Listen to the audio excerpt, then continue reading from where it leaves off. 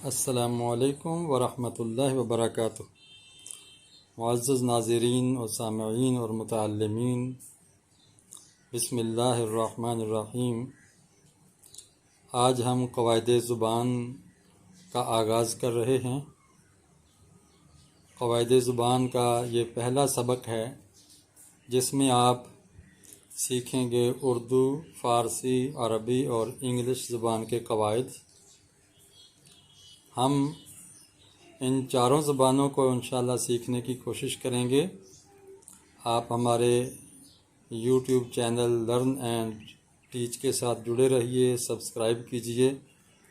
بہت آسان انداز میں آپ کو انشاءاللہ یہ قواعد دیے جائیں گے۔ ہمیں قواعد سیکھتے ہوئے جو بہت مشکل پیش آتی ہے وہ یہ ہے کہ ہمیں تعریفیں رٹنا پڑتی ہیں، اور ان قواعد کو چونکہ عبارات پہ، الفاظ پہ اپلائی نہیں کیا جاتا، لاگو نہیں کیا جاتا، اجرا نہیں کیا جاتا، جس کی وجہ سے سارا زور رٹے کی طرف ہوتا ہے اور صحیح طریقے سے قواعد کا کانسیپٹ اور تصور ذہن میں نہیں بیٹھتا، جس کی وجہ سے اکثر لوگ گرامر سے اوائڈ کرتے ہیں، اور بعض لوگوں نے تو ڈائریکٹ انداز میں براہ راست زبانیں سیکھنا شروع کیں۔ یقیناً وہ بھی ایک مفید مشق ہے۔ ظاہر ہے جب زبان بولنی ہے اور سمجھنی ہے تو اس کے لیے وہ ماحول کافی ہے جس ماحول میں وہ زبان بولی جا رہی ہو، لیکن جب ضرورت پڑے گی زبان کو لکھنے کی اور سمجھنے کی تو اس وقت لازمی قواعد کی ضرورت پڑے گی، اور قواعد کی ان لوگوں کو ضرورت پڑتی ہے جو لوگ اس زبان کو نہیں جانتے، جن کی مادری زبان یا قومی زبان یہی ہو، ان کو تو قواعد سیکھنے کی ضرورت نہیں ہے، کیونکہ وہ ٹھیک سے بول لیتے ہیں، سمجھ بھی لیتے ہیں۔ لیکن درست لکھنے کے لیے اور سمجھنے کے لیے، پڑھ کر سمجھنے کے لیے اور درست پڑھنے کے لیے قواعد کی بے انتہا ضرورت ہوتی ہے، اور یہ ان لوگوں کو ضرورت ہوتی ہے جو غیر اہل زبان ہیں۔ جو غیر اہل زبان ہیں ان کو قواعد کی انتہائی ضرورت ہوتی ہے۔ اس کی تاریخ پر نگاہ ڈالیں کہ قواعد یا گرامر شروع کہاں سے ہوئی۔ اس کی ابتدا مسلمانوں نے کی ہے، جب خلیفہ دوم حضرت عمر فاروق رضی اللہ تعالیٰ عنہ، عمر بن خطاب رضی اللہ تعالیٰ عنہ خلیفہ بنے تو فتوحات کا دائرہ وسیع ہوا۔ خطہ عرب سے باہر مسلمان پہنچے، روم کو فتح کیا، ایران کو فتح کیا، تو ظاہر ہے روم و ایران کے لوگوں کی زبان عربی نہ تھی۔ اب وہ مسلمان ہوتے تو قرآن کی آیات کو نماز میں غلط تلاوت کر جاتے، عام جب اس کو کوٹ کرتے تو غلط کر جاتے۔ ایک دفعہ ایسا ہوا کہ حضرت عمر رضی اللہ تعالیٰ عنہ کو پتہ چلا کہ ایک عجمی نے، غیر عربی نے، تو غالباً ایرانی تھا، اس نے نماز میں تلاوت کی صراط الذین انعمت علیہم، یہ الفاظ پڑھ دیے، حالانکہ لفظ تھے صراط الذین انعمت علیہم، جیسا کہ آپ جانتے ہیں۔ انعمت اور انعمت یعنی زبر اور پیش کے فرق سے معنی کے اندر زمین و آسمان کا فرق پڑ گیا۔ اس لیے آپ دیکھیں کہ انعمت کا مطلب ہے اللہ جو تو نے جن لوگوں پر انعام کیا ہے ان کا راستہ ہمیں دکھا، اور جب انعمت علیہم کہہ دیا تو اس کا مطلب ہے جن پر میں نے انعام کیا، گویا بندہ جو ہے وہ اپنی طرف سے بول رہا ہے کہ میں نے جن پر انعام کیا ہے ان کا راستہ دکھا۔ تو ظاہر ہے ایک ہے اللہ کا انعام، ایک ہے بندے کا انعام، تو یہ تو شرک کا پہلو نکل آتا ہے۔ اس لیے ضرورت محسوس ہوئی کیوں نہ عجمی لوگوں کو، غیر عربی کو عربی قواعد سکھائے جائیں، ان کے لیے کچھ اصول بنا دیے جائیں زبان کے، جن کو ملحوظ رکھتے ہوئے وہ درست اردو عربی بول سکیں، زبان کو اچھی طرح پڑھ کر سمجھ سکیں۔ چنانچہ حضرت علی رضی اللہ تعالیٰ عنہ نے اس کام کا بیڑا اٹھایا۔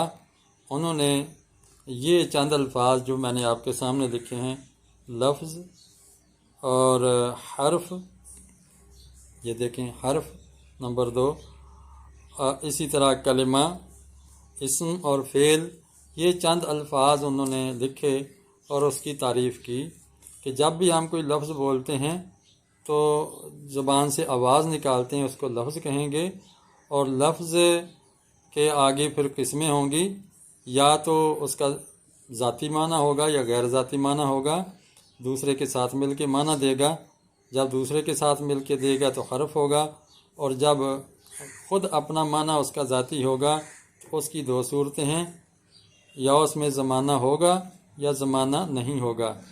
اگر زمانہ ہوگا تو اسے فعل کہیں گے، زمانہ نہیں ہوگا تو اسے اسم کہیں گے۔ اس طرح اس قدر یا اس سے تھوڑی سی اگلی بحث حضرت علی رضی اللہ تعالیٰ نے لکھ کر ایک ورق پر اپنی مٹھی میں بند کی۔ ابو الاسود دوئلی اس وقت ان کے شاگردوں میں اور ساتھیوں میں شمار ہوتے تھے، ان کے حوالے یہ کام کیا اور کہا کہ یہ میں نے اجمی لوگوں کو عربی سکھانے کے لیے قواعد ترتیب دیے ہیں۔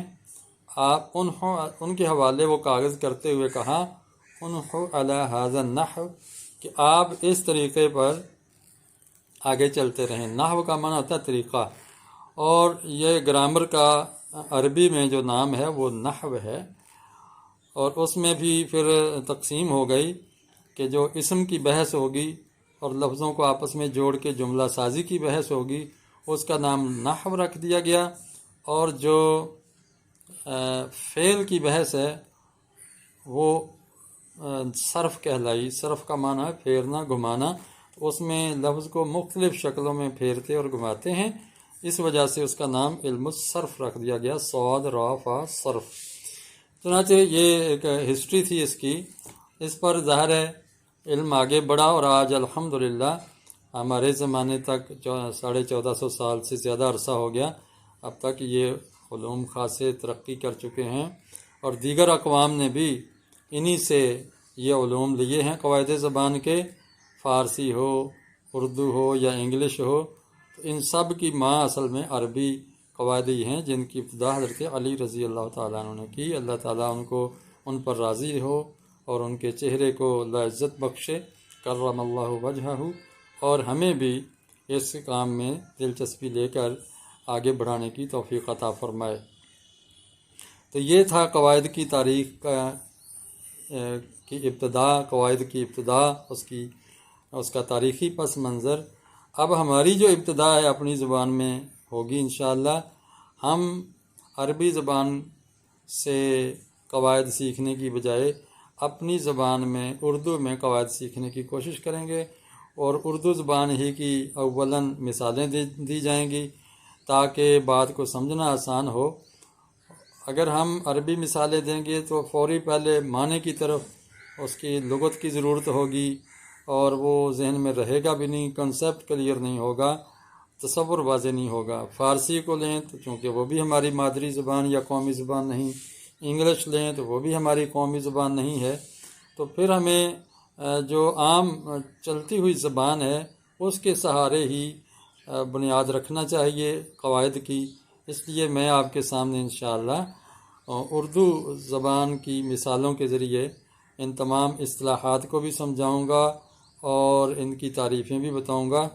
اور تعریف کسی بھی علم کی، اور اصطلاحی تعریف جسے کہتے ہیں ڈیفینیشن، یہ بڑی اہم ہوتی ہے۔ اس میں بہت ہی جامع اور معنی قسم کے الفاظ استعمال کرنا ہوتے ہیں، کیونکہ جب کوئی تعریف کی جاتی ہے، کوئی جملہ کسی کی تشریح میں بولا جاتا ہے، اس کے معنی متعین کیا جاتا ہے، تو خاص الفاظ ہوتے ہیں، اس سے آگے پیچھے نہیں ہوا جا سکتا۔ تعریف کے اندر ان میں سے کوئی ایک لفظ کم ہو جائے تب بھی تعریف پوری نہیں ہوتی، ایک لفظ بڑھا دیا جائے تو تب بھی تعریف پوری نہیں ہوتی۔ اس لیے لوگ تعریفوں کو رٹتے ہیں اور رٹا لگا کے اس کو یاد رکھنے کی کوشش کرتے ہیں۔ رٹا بھی مفید ہے کیونکہ یہ اصول ہیں، اصولوں کو رٹا لگانا چاہیے، لیکن میں جو آپ کے سامنے طریقہ رکھوں گا وہ رٹے کا نہیں ہوگا۔ اگرچہ رٹے کی اپنی جگہ ضرورت ہے، لیکن میں جو طریقہ بتاؤں گا وہ فہم اور شعور اور ادراک کا ہوگا، اور آپ کے ذہن میں وہ تصور بٹھایا جائے گا تاکہ آپ خود رٹی ہوئی تعریف نہ سنائیں، بلکہ وہ جو اجزاء تعریف کے اندر ہونے چاہیے ان کی پاسداری کرتے ہوئے اپنے الفاظ میں آپ تعریف کر سکیں۔ چنانچہ اسی پیٹرن پر، اسی طریقے پر آپ کو انشاءاللہ گرامر سکھائی جائے گی۔ امید ہے کہ آپ ہمارے چینل کے ساتھ وابستہ رہیں گے اور اس کا ابلاغ بھی کریں گے اور لوگوں کو بھی شوق دلائیں گے۔ اور یہ انشاءاللہ یہ جو قواعد ہیں یہ ابتدائی کلاس یعنی پرائمری سطح سے لے کر ماسٹرز سطح تک یعنی ایم اے تک اور اس کے بعد تک کے لوگوں کے لیے بھی مفید ہیں۔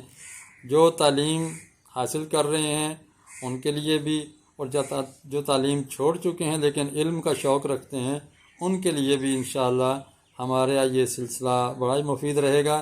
اس لیے ہمارے چینل کو سبسکرائب کیجئے اور بیل آئیکن کو پریس کیجئے تاکہ آپ کو نئی سے نئی ویڈیو کا نوٹیفیکیشن ملتا رہے اور یہ چراغ سے چراغ جلتا رہے۔ آپ آگے بھی لوگوں کو اس کا شوق دلائیے، لنک شیئر کیجئے، دوست احباب کو فون کر کے ان کو سبسکرائبر بنائیے تاکہ آپ اس کار خیر میں بھی شریک ہوں۔ انشاءاللہ آگے اگلا جو لیکچر ہوگا، لیکچر نمبر 2، اس میں آپ کو آغاز کر دیتا ہوں گرامر کا۔ تو چونکہ ویڈیو زیادہ لمبی نہیں چاہیے، آج پہلے لیکچر میں 10-11-12 منٹوں کی ہی ویڈیو کافی ہے، اور کوشش کروں گا کہ اس سے زیادہ لینتھی نہ ہو تاکہ بوریت بھی نہ ہو اور زیادہ وقت بھی صرف نہ ہو، اور ہلکے پھلکے انداز میں آپ کو تھوڑا تھوڑا کر کے علم دیا جائے اور وہ ذہن میں راسخ ہوتا چلا جائے۔ اللہ تعالیٰ آسانیاں پیدا فرمائے، اور یقیناً وہ ہمیں آسانیاں ہی دیتا ہے، مشکلات نہیں دیتا۔ السلام علیکم ورحمۃ اللہ وبرکاتہ۔